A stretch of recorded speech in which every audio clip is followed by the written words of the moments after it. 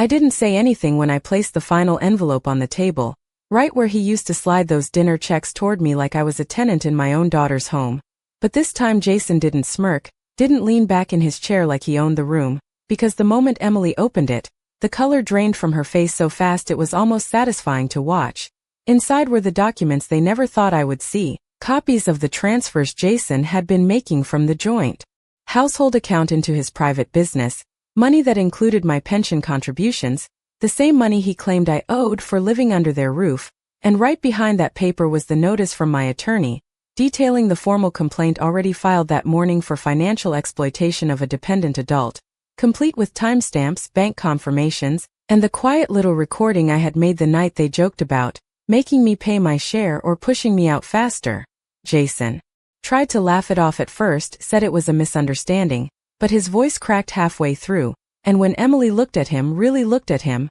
I saw the exact moment her loyalty shifted from him back to reality, because she hadn't known the full extent, hadn't known he'd been draining more than just my dignity. I finally spoke then, calm and steady, telling them I had already moved out, already secured my own apartment, already separated every dollar that belonged to me, and that the rest would be sorted out in court where intentions didn't matter, only evidence did. Jason stood up too quickly, knocking his chair back, demanding to know if I was serious, and I held his gaze long enough for him to understand that I had never been more serious in my life, that the quiet woman he thought he could invoice for existing had been watching, documenting, waiting. By the time I picked up my purse, Emily was crying, Jason was pacing, and the illusion they had built around themselves was already collapsing under the weight of truth. The last thing I did was slide one final piece of paper across the table, a copy of the lease to my new place, fully paid for a year in advance, and I told him, "You were right. I do live here too. Just not anymore," before walking out without looking back because I had already paid my share, and what I got in return was something neither of them could ever take from me again. Complete control, complete freedom, and the undeniable satisfaction of knowing that the man who tried to reduce me to a bill would now be answering to something far more expensive than he ever expected. "You live here too," my son-in-law said as he slid the check across the table, like I was a stranger splitting dinner instead of the woman who raised his wife in the very house we were sitting in, and I remember the exact sound that followed, the soft scrape of ceramic as my coffee cup settled back onto the saucer, because no one else said a word, not him, not my daughter Emily, not even the waitress hovering a few feet away pretending not to notice, and that silence told me everything I needed to know before anyone had the courage to explain it. I didn't argue, I didn't ask what he meant, because at 68 years old, you learn to recognize when a sentence isn't just a sentence, it's a verdict, and in that moment, I understood my role in their lives had quietly shifted from mother to expense, from family to obligation. I picked up my purse, reached for my cardigan and said, "I'll take care of it next time." Even though we all knew there wouldn't be a next time, and I walked out of that restaurant with my dignity intact, but something else left behind on that table, something I couldn't quite name yet. I'm Margaret Collins, and until a year ago I thought I understood what it meant to be needed, to be part of a family that you built with your own hands, because for 35 years I did everything right. I worked part-time at the library while raising Emily on my own after her father passed. I kept a roof over our heads, made sure there was always dinner on the table by 6, even if it was just meatloaf and mashed potatoes on a tight budget. And when Emily married Jason, I welcomed him like a son, not because I had to, but because I believed that was what family meant, expanding, supporting, giving without keeping score. When they asked me to move in after I sold my house, it sounded practical, even comforting, a way to stay close, to help with their busy lives, and I told myself it would be temporary, just until I figured out what I wanted next. But temporary has a way of stretching when you're not paying attention, especially when you're trying to be useful. I cooked most nights, kept the place tidy, picked up groceries when Emily worked late, small things that felt natural, things I didn't think twice about because that's what I had always done. Taking care of people without asking for anything in return. But somewhere along the way the tone changed, not all at once, not enough to point to a single moment and say that's when it happened. It was quieter than that, in the way Jason stopped calling me Margaret and started saying she, even when I was in the room, in the way conversations about bills happened just a little too loudly at the kitchen counter, like I was meant to overhear but not meant to join in the way Emily's smile became something I had to work for instead of something she gave freely. And I told myself I was imagining it, that I was being sensitive, that this is just what happens when generations share a space, different habits, different expectations, small frictions that don't mean anything, because it was easier to believe that than to consider the alternative, that I was slowly being repositioned in a life I helped create. That dinner, though, that one sentence, "You live here too," it wasn't about the check, it wasn't about the cost of a meal or who owed what, it was a line drawn right in front of me, a quiet declaration that I was no longer on the same side of the table as them.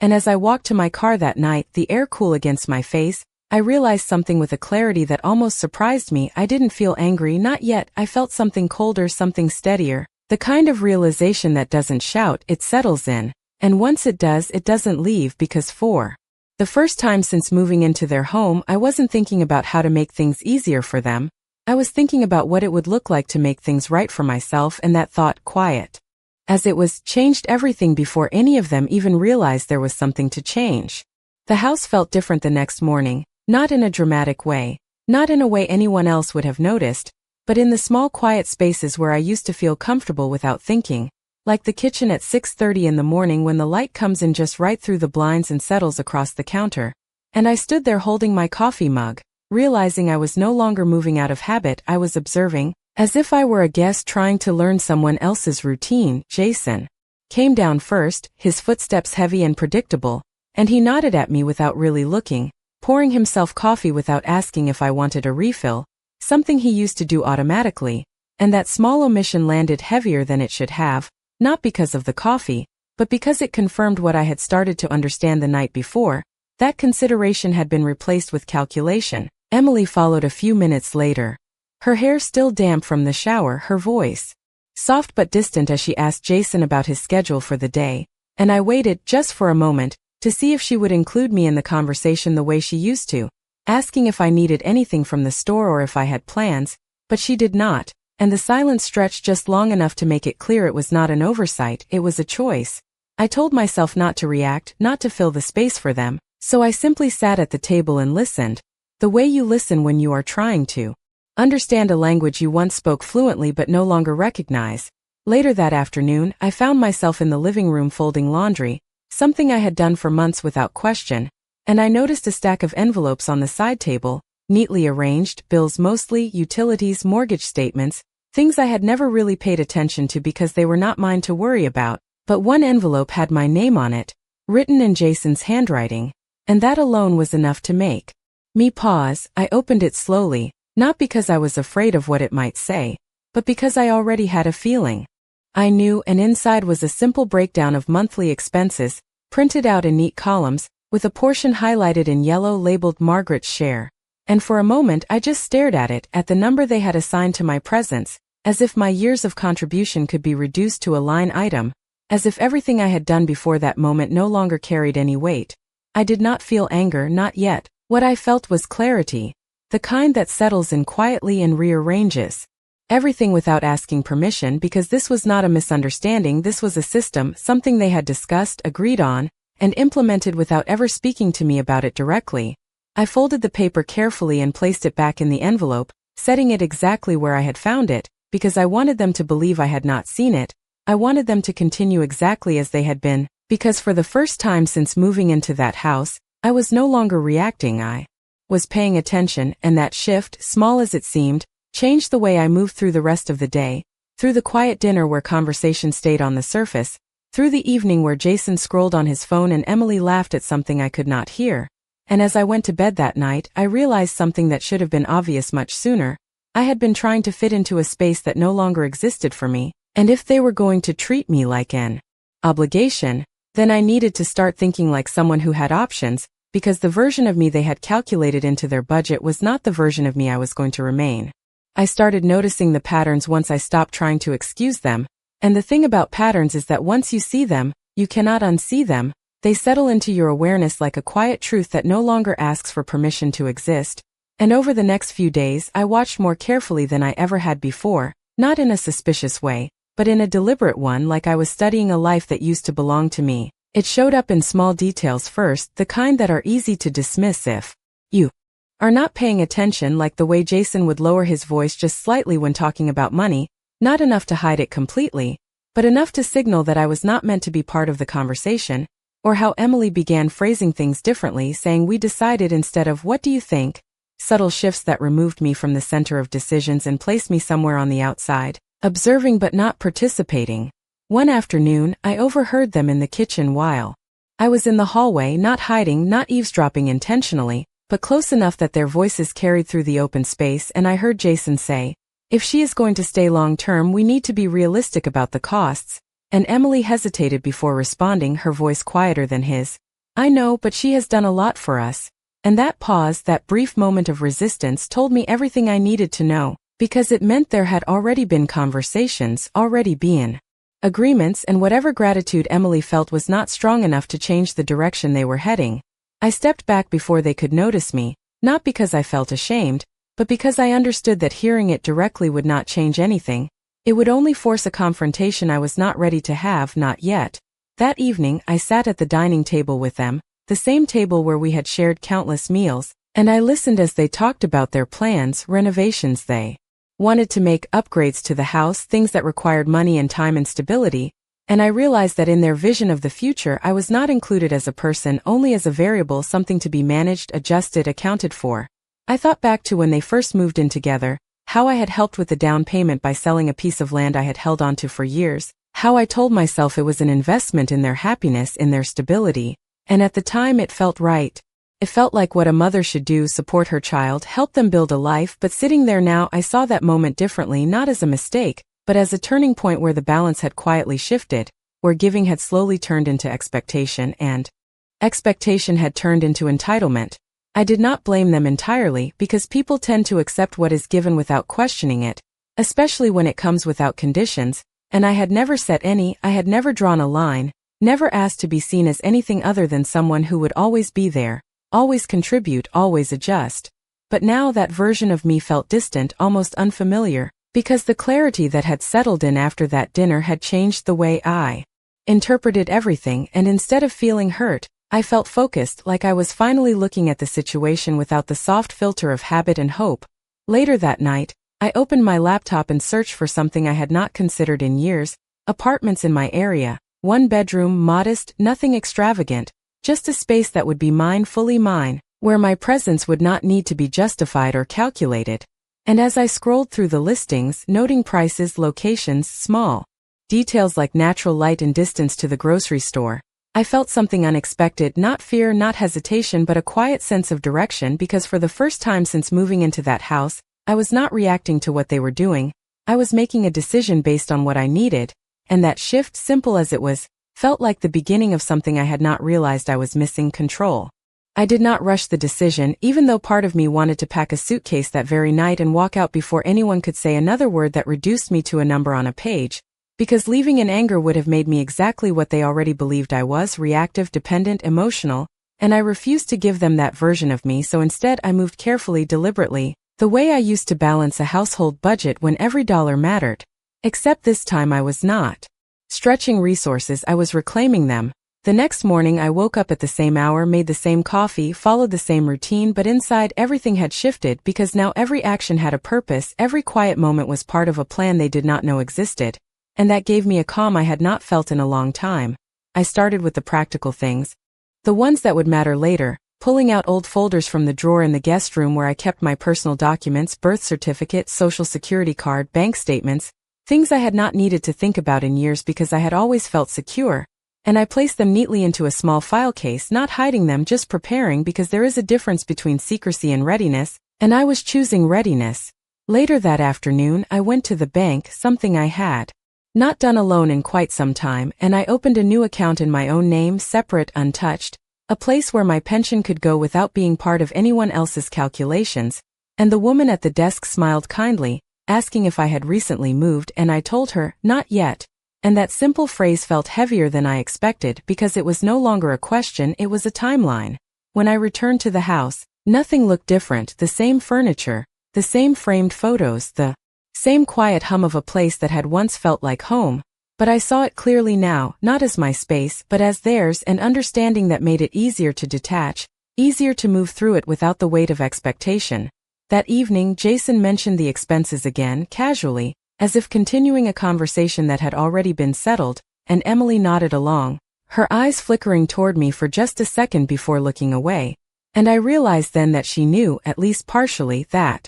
Something had changed, not in them but in me, because I was no longer filling the silence with reassurance, no longer offering to help, no longer smoothing over the discomfort that they had created. I simply listened the way I had been and let their words settle without responding, because there is a kind of power in not reacting, in allowing people to reveal exactly who they are without interruption. That night, I sat at my laptop again, reviewing the apartment listings I had saved, narrowing them down, comparing square footage, monthly rent, distance to the nearest grocery store, thinking about what I actually needed instead of what I had been told was practical. And for the first time in years, the idea of living alone did not feel like a loss, it felt like space. Like breathing room, like a return to something I had forgotten I deserved. I scheduled 2 viewings for the next day, simple 1-bedroom units, nothing extravagant but clean, well-lit places where I could exist without explanation. And as I closed my laptop, I felt that same steady clarity settle in again, the kind that does not rush, does not panic, it just moves forward step by step.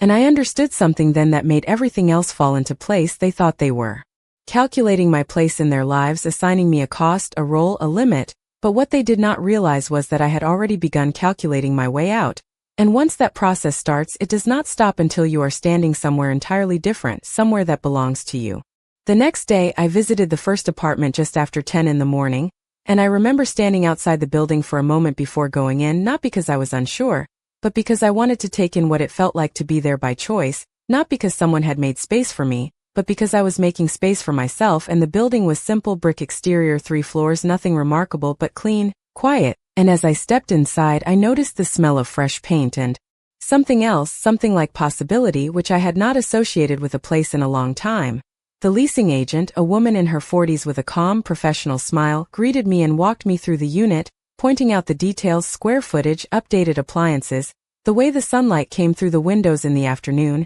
And I listened carefully, not just to what she was saying but to how I felt standing there, because that mattered more than anything else. And what I felt was something steady, something grounded, like I could breathe without thinking about whether I was taking up too much space. The apartment was not large, about 600 square feet, 1 bedroom, 1 bathroom, a small kitchen with enough counter space for what I needed, and a living room that opened up to a window overlooking a quiet street. And I found myself imagining simple things, where I would place a chair, how I would arrange my books, what it would feel like to wake up in a place where every object belonged to me and every decision was mine alone. I thanked her and told her I would think about it, even though I already knew that I would not need much time. And as I walked back to my car, I felt lighter than I had in months, not because everything was solved, but because I had taken a step that belonged entirely to me. The second apartment was in the afternoon, a little farther away, slightly more expensive, but with larger windows and a quieter neighborhood. And again, I paid attention to the details, not just the rent or the lease terms,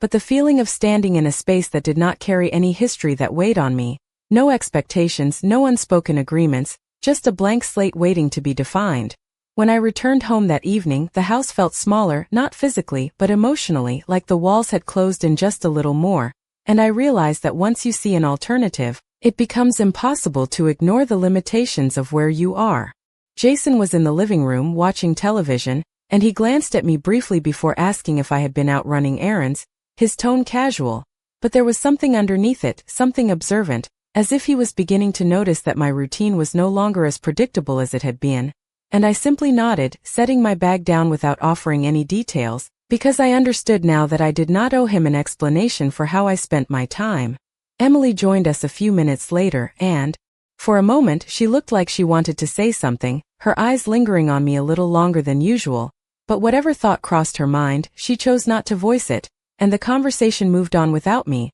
just as it had for the past few days. That night, after they had gone to bed, I sat at the kitchen table with my laptop open, reviewing the notes I had taken from both apartments, comparing rent, lease terms, proximity to grocery stores and public transportation, and I made my decision without hesitation, because clarity does not leave room for doubt. It simply points you in a direction and waits for you to follow it.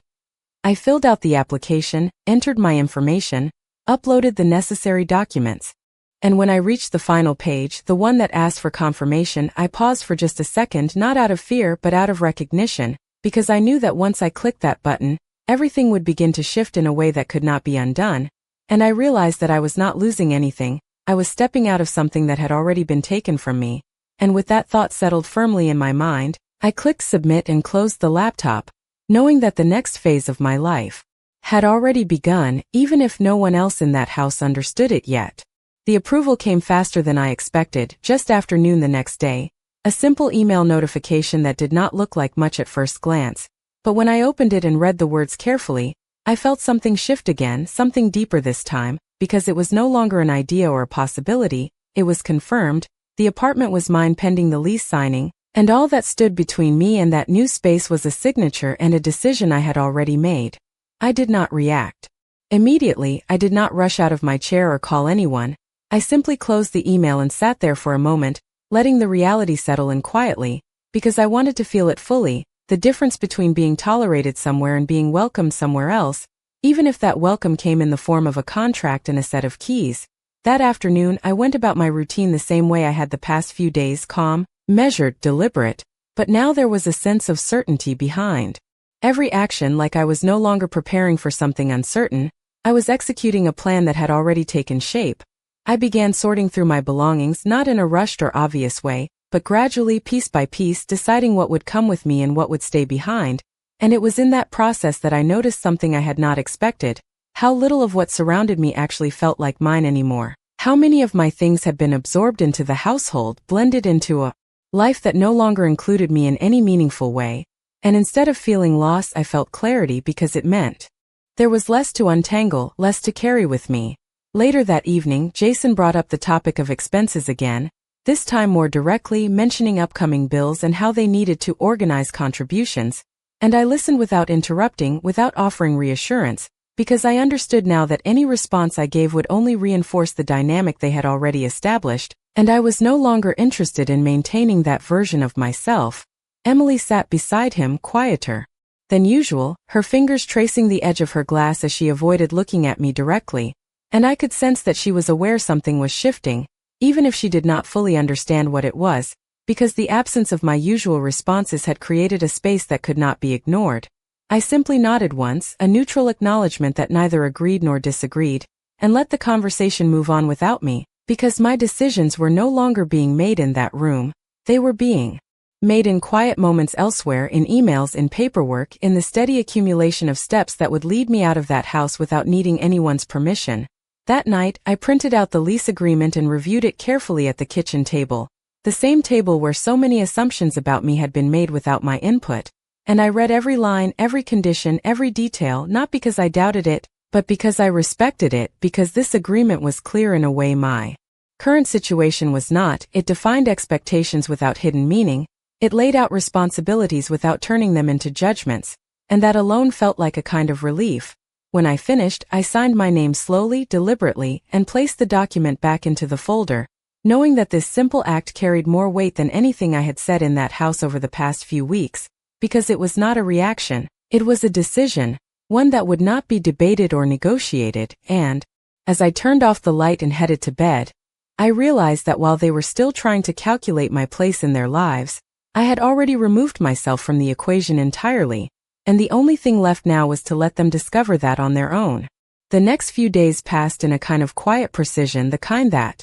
only comes when every move has already been decided before it happens, and I found myself moving through the house with a calm that felt almost unfamiliar, because I was no longer reacting to the atmosphere around me. I was operating within a plan that did not depend on anyone else's behavior. I began packing slowly, not in obvious boxes that would raise questions, but in small, intentional ways, a drawer here, a shelf there, items that had always been mine but had blended into the background. Over time, my books, my documents, a few pieces of jewelry that carried meaning beyond their value, and with each item I set aside, I felt the distance between me and that house grow a little wider, a little clearer. I scheduled the move for the end of the week, a modest service, nothing elaborate, just enough to carry what I needed from one place to another. And I chose a time during the day when I knew Jason would be at work and Emily would be out running errands, not because I was trying to avoid them out of fear, but because I understood that this was not a moment for discussion. It was a transition that did not require permission or approval.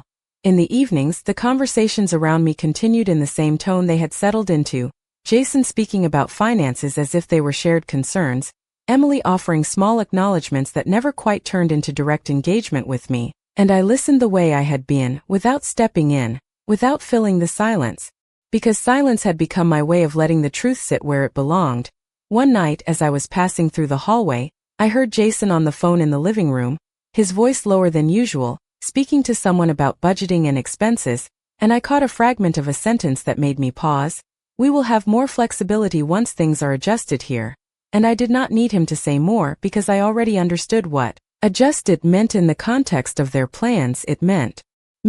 reducing my presence to make room for whatever future they had in mind. And instead of feeling hurt, I felt something else, something steady and almost reassuring, because it confirmed that my decision was not only justified, it was necessary. The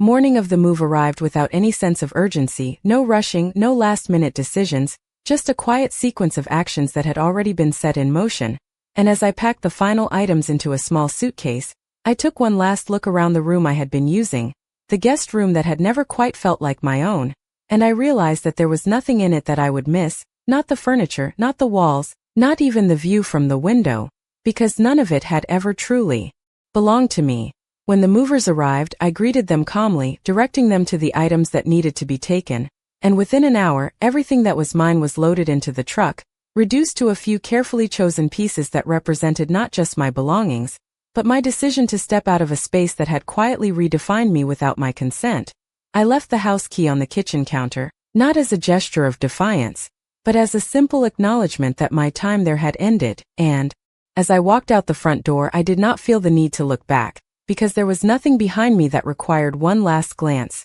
only a future ahead that I had chosen for myself. And as I got into my car and followed the moving truck down the street, I understood something with absolute clarity. I had not been pushed out, I had stepped away, and that distinction changed everything. The apartment felt quiet in a way I had forgotten was possible, not empty, not lonely, just still, the kind of stillness that does not press against you but instead gives you room to exist without explanation. And as the movers carried in the last box and set it down by the window, I stood in the center of the living room for a moment, taking it in not as a place I had to adjust to, but as a place that was already mine simply because I had chosen it. I thanked them, signed the final paperwork, and when the door closed behind them, the silence settled in fully, not awkward, not uncertain, just present, and for the first time in a long while, I did not feel the need to fill it. I moved slowly through the apartment, opening cabinets, checking the space, placing a few things where they felt natural, not perfect, not finished but intentional, because this was not about creating an image, it was about creating a reality that belonged to me. I set my coffee mug on the counter, the same one I had used for years, and noticed how different it felt sitting there, not part of a shared kitchen where everything blended together, but as a single object in a space that did not require me to justify its presence. Later that afternoon, I sat by the window with a simple sandwich and a glass of water, watching the street below, people passing by, cars moving in steady rhythm, and I realized that nothing about this moment was dramatic. There was no grand declaration, no emotional release, just a quiet shift that had already taken place, and that was enough. My phone buzzed sometime in the early evening, and I saw Emily's name on the screen, the first call since I had left, and I let it ring once, twice before answering, not out of hesitation, but because I wanted to be certain that when I spoke, I would do so without any of the old patterns that had defined our conversations.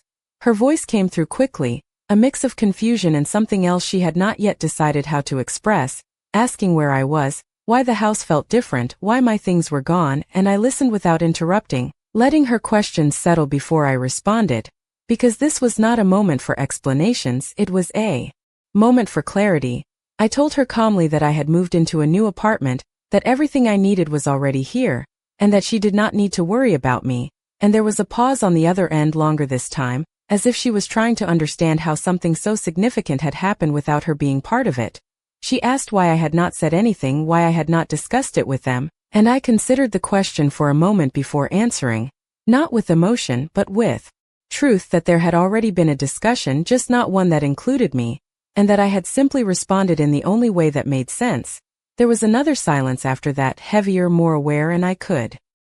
hear Jason's voice in the background asking what was going on, his tone sharper now, more urgent, and I realized that this was the moment when everything they had assumed would remain stable had finally shifted. I did not raise my voice, I did not explain further, I simply told her that I was safe, that I was settled, and that I would speak with them another time if needed, and then I ended the call before the conversation could turn into something else, because I understood now that control is not about dominating a moment, it is about knowing when to step away from it. I placed my phone down on the small table beside me and looked around the apartment again, at the boxes still waiting to be unpacked, at the light coming through the window, at the quiet that no longer felt unfamiliar, and I realized that while they were still trying to figure out what had happened, I was already living in the answer, fully present, fully certain, and completely out of reach of the version of me they had tried to define. The next morning, I woke up without an alarm, without the subtle pressure of listening for footsteps in the hallway or the sound of someone else starting their day before mine,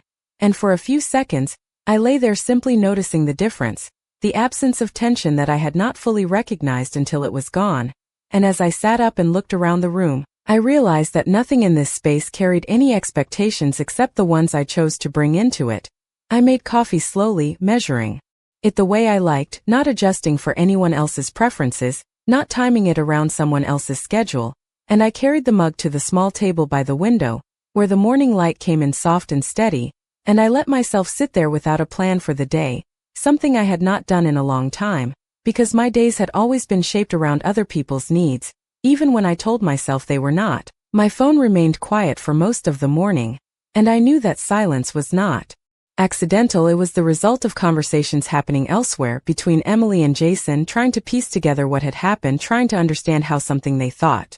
was controlled had shifted without warning, and I did not feel the need to interrupt that process, because understanding does not come from being told, it comes from being faced with the consequences of what you have done. Around midday, I received a message from Emily, not a call this time, just a short text asking if we could talk later, and I read it once, then set the phone aside without responding immediately, not to ignore her, but to give the moment the space it needed, because I understood now that immediate responses often came from habit, not intention, and I was no longer operating from habit. Instead, I turned my attention to the practical things, unpacking a few boxes, placing my books on a shelf, arranging the kitchen so that everything was within reach in a way that made sense to me, and with each small action, the apartment began to feel less like a new place and more like a continuation of something I had paused for too long. In the afternoon, I sat down with my financial documents, reviewing my accounts, my pension, my expenses, and I noticed something that had been easy to overlook before, how much of my money had quietly flowed into supporting a household that no longer treated me as part of it. And while I did not dwell on regret, I did acknowledge the reality of it, because clarity is not just about seeing others clearly, it is about seeing your own choices without distortion. I adjusted what needed to be adjusted, set up automatic transfers, created a structure that ensured my resources would remain exactly where they belonged, and when I finished, I felt a sense of stability that did not depend on anyone else's approval or involvement. Later that evening, Emily called again, and this time I answered, her voice softer now, less certain, as if she was approaching the conversation with a different understanding than before, and she asked if we could meet, if we could talk in person, and I listened carefully before agreeing, not because I felt obligated, but because I recognized that some conversations need to happen face to face, not to resolve everything, but to make certain things undeniable. We set a time for the following day, a simple meeting at a cafe halfway between our homes, neutral ground, and after we ended the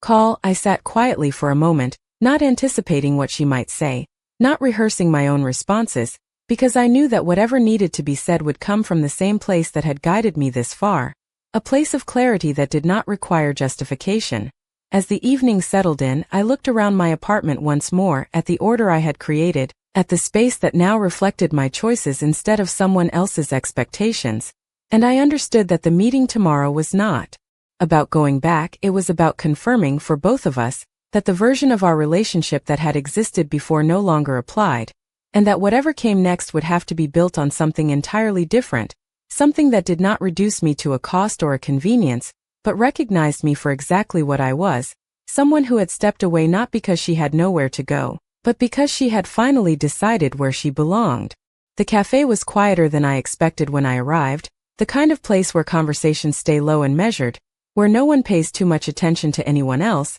and I chose a table near the window not out of habit, but because I preferred to have the light in front of me instead of behind, a small detail that made it easier to see clearly, and that felt appropriate for what this meeting was meant to be. Emily arrived a few minutes later, her steps slower than usual, her posture more uncertain, and when she sat down across from me, I noticed how carefully she placed her hands on the table, as if she was trying to hold herself steady before saying anything at all, and for a moment neither of us spoke, not because there was nothing to say, but because the silence itself needed to settle first, needed to define the space between who we had been and who we were now. She was the one who broke it, her voice softer than I had heard it in a long time, asking why I had left without telling her, why I had not given her the chance to understand, and I listened without interrupting, not out of restraint, but because I wanted her to hear her own question fully, to recognize what it implied, and when she finished I answered in the same calm tone I had been carrying with me since the moment everything shifted, telling her that I had been listening long before I left, that the understanding she was asking for now had already been present in the conversations that did not include me, in the decisions that were made without my voice, and that what I had done was not sudden, it was simply the result of seeing clearly what had already been happening. She looked down then, her fingers tightening slightly against the table, and I could see the realization beginning to take shape, not as something dramatic but as something quiet and undeniable, and she asked if this was about the expenses, about the way things had been discussed in the house, and I did not correct her because it was not just about that, but it was enough for her to start from, and I told her that it was about more than numbers, it was about being reduced to one, about being placed into a category that did not reflect the role I had played in her life or in that home, and that once that shift happened there was no way to pretend it had not. She tried to explain then, saying that things had been stressful, that Jason had been worried about finances, that they had not meant for it to come across the way it did, and I listened again, not to accept the explanation but to let her say it, because sometimes people need to hear themselves justify something before they understand what it sounds like,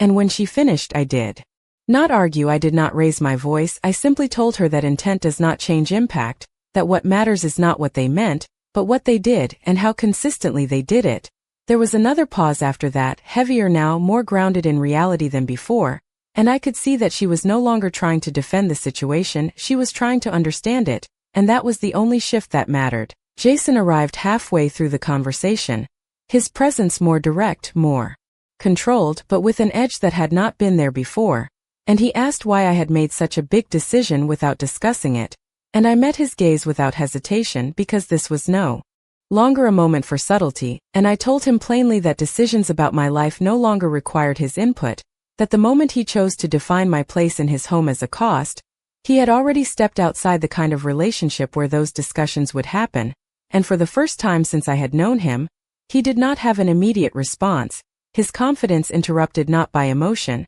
but by the absence of control. I reached into my bag then and placed a single document on the table, not as a threat, not as a gesture, but as a statement, a clear record of my financial separation, my accounts, my contributions, everything outlined in a way that left no room for interpretation, and I told them that going forward, there would be no shared expenses, no assumptions, no blurred lines, only what was clearly mine and clearly theirs, and as I sat back in my chair, I realized that this conversation was not about fixing anything, it was about redefining everything on terms that could no longer be ignored or adjusted without consequence. Jason's expression shifted as he looked down at the document, not dramatically, not in a way that would draw attention from anyone else in the cafe, but enough for me to see the moment where certainty gave way to calculation, where he realized that what I had placed in front of him was not something he could dismiss or reinterpret to his advantage, and Emily leaned slightly closer, her eyes moving across the page as if she was trying to catch up to a conversation she had not fully been part of.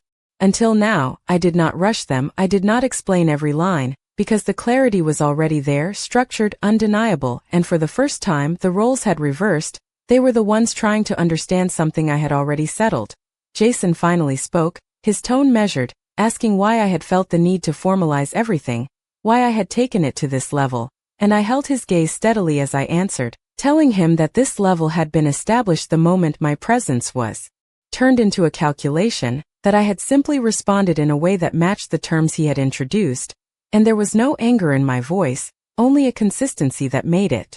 difficult to argue against. Emily looked between us, her expression caught somewhere between realization and regret, and she asked quietly if this meant things could not go back to how they were, and I shook my head once, not as a rejection, but as a recognition of reality, because going back would require ignoring what had already been made clear, and I was no longer willing to do that. Jason leaned back in his chair then, his posture changing slightly, less assured, more aware, and he said something about misunderstandings, about how things had been taken out of context, And I let him finish before responding because I understood now that explanations often come after consequences, not before, and I told him that context does not erase patterns, that repeated actions create their own meaning regardless of how they are explained later, and that what mattered was not the explanation he was offering now, but the consistency of what had already happened. There was a silence after that, not empty but settled, as if the conversation had reached a point where nothing more needed to be added for the truth to stand on its own, and I could see that both of them were beginning to understand that this was not a discussion they could redirect or soften. It was a boundary that had already been drawn. I reached into my bag once more and placed a second document on the table, this one simpler, a written notice outlining that any future financial expectations or claims involving me would not be recognized without formal agreement, a clear line that removed any ambiguity about where I stood, and I explained it briefly, not as a warning but as a standard, something that ensured there would be no confusion moving forward. Jason's reaction was immediate this time, not loud but sharper, questioning whether I thought they would take advantage of me, and I answered calmly that I no longer relied on assumptions, only on clarity, because clarity prevents situations from needing interpretation later, and that was something I intended to maintain. Emily's voice was quieter when she spoke again, asking if there was anything they could do to fix things, and I paused for a moment, not because I did not have an answer, but because I wanted to choose it carefully, and I told her that fixing something requires acknowledging it fully first, not minimizing it, not explaining it away, but seeing it clearly, and that was a process that could not be rushed or forced in a single conversation. I stood up then, not abruptly, not as an escape, but as a natural conclusion to what had already been said, and I gathered my things without hesitation, because I understood that staying longer would not change the outcome, it would only repeat what had already been established. As I looked at them one last time, I did not feel anger. I did not feel the need to prove anything further, because the shift had already taken place, not just in my circumstances, but in my position within them, and I told them simply that I wished them well, that I would be available to talk again when they were ready to approach things with the same clarity I had. And then I turned and walked out of the cafe, leaving behind not just the conversation, but the version of myself that had once waited for understanding instead of requiring it. The call came 3 days later, not from Emily, not from Jason, but from someone I had not expected, the bank manager who had handled the original mortgage when Emily and Jason first bought their house, his voice careful, professional, but carrying a weight that suggested something had already begun to unravel, and he asked if I had a moment to discuss some discrepancies that had surfaced during a routine internal review, and I listened quietly as he explained that several transfers tied to the household account had raised compliance concerns, particularly those involving funds that were partially sourced from my pension contributions before I had separated my finances, and while he did not accuse anyone directly, the implication was clear. Those transactions were now being questioned, documented, and flagged for further investigation. I thanked him for informing me and confirmed that I had formally separated all financial ties, that I had records of every contribution I had made, and that I was willing to provide any documentation necessary, and as I ended the call, I understood that what had been hidden under casual conversations and quiet assumptions was now being pulled into a space where clarity was not optional, it was required. Later that afternoon, Emily called again, but this time her voice was different, stripped of hesitation, carrying something closer to urgency, and she told me that Jason had been contacted by the bank, that questions were being asked about how certain funds had been categorized and used, and that what he had dismissed as internal adjustments was now being treated as something that required explanation beyond the walls of their home, and I did not interrupt her, I did not offer reassurance because this was not a moment for comfort, it was a moment where consequences were beginning to take shape. She admitted then, quietly, that she had not fully understood what Jason had been doing with the accounts, that she had trusted his handling of their finances without questioning the details, and that now, faced with the documentation, she was realizing how much had been moved, how much had been justified under the assumption that it would never be examined closely, and I listened, not as someone seeking apology, but as someone who had already stepped outside the need for it, because accountability